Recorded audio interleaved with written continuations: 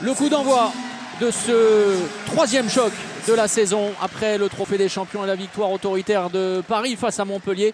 Après le coup d'envoi donné il y a quelques instants du derby entre Nîmes et le MHB. Voici une autre affiche.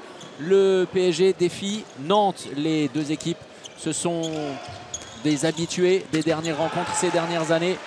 Et Paris va avoir la même ambition que face à Montpellier il y a 2 semaines. Marquer les esprits. Cavalcanti temporise.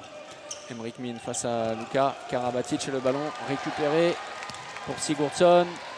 Le duel remporté par l'Islandais face à Nielsen. En termes de vitesse, malgré ces quelques années, hein, C'est une flèche. Ah,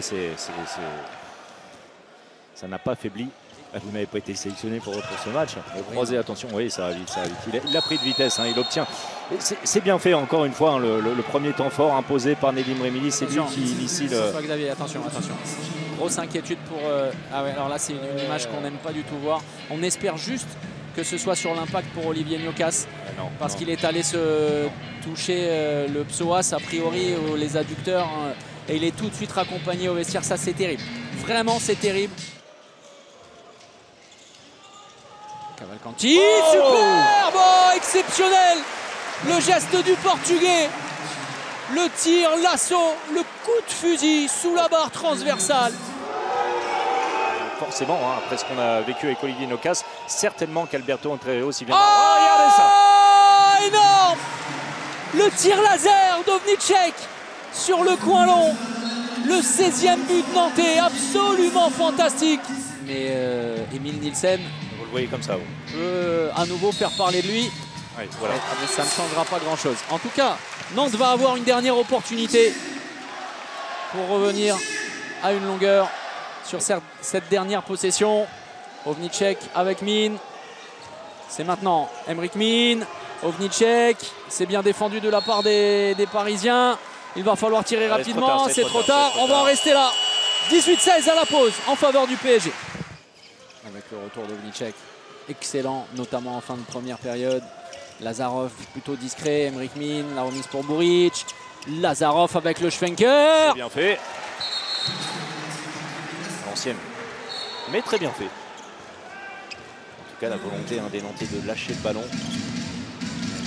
Qui passe un petit peu à travers. Ballon gratté avec Emric Min. Lazarov, le duel face à Vincent Girard.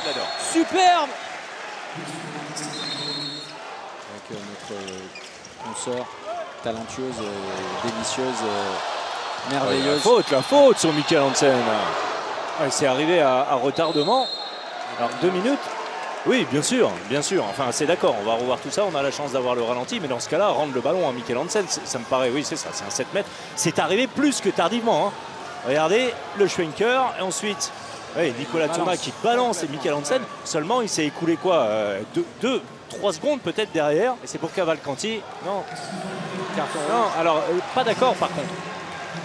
Est-ce qu'on va demander à Serge Bergli, hein, peut-on revoir tout ça? C'est Nicolas Tournat. C'est Nicolas Tournat. Oui, ça n'est en aucun cas. Et alors là, ça change quand même tout. Ah oui, mais... Parce que l'exclusion de Cavalcanti est très préjudiciable. Alors attention, on en revient. Ah ben, c'est toujours pas lui. C'est toujours pas lui. Le pauvre Théo Monard qui n'a rien demandé.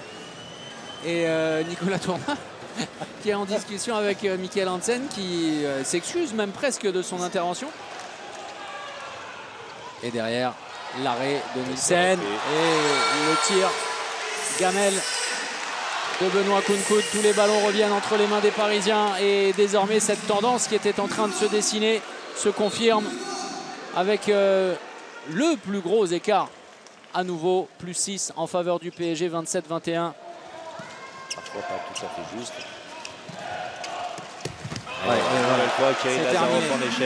C'est terminé pour les espoirs nantais après une prestation de choix de Vincent Gérard. La clé, on vous en avait parlé, hein. C'était la montée en puissance d'un gardien, ça a été Vincent Gérard, ça a fait la différence, Paris s'impose. La victoire 32-29 du PSG ce soir face au H. Malgré un visage conquérant, Nantes a rendu les armes face à un Paris trop armé. On se doit de mieux gérer que ça les matchs tout court, même pas que les fins de match. Mais oui, il y a énormément de positifs quand même. C'est quand même le deuxième match, enfin, troisième match officiel de la saison. Donc il y a énormément de bonnes choses, mais on peut mieux faire. Et j'espère et je suis quasiment sûr qu'on fera beaucoup mieux dans les matchs à venir. Mais je pense qu'on n'a pas à rougir de notre prestation. Honnêtement, on est bien amoindri, même si c'est pas une excuse. Mais on savait que sur une équipe comme ça, il fallait tout donner. En plus, on a eu un très bon gardien encore. Mais ça n'a pas suffi. Mais je pense qu'il n'y a pas tout acheté de ce match et ça va nous servir pour la suite.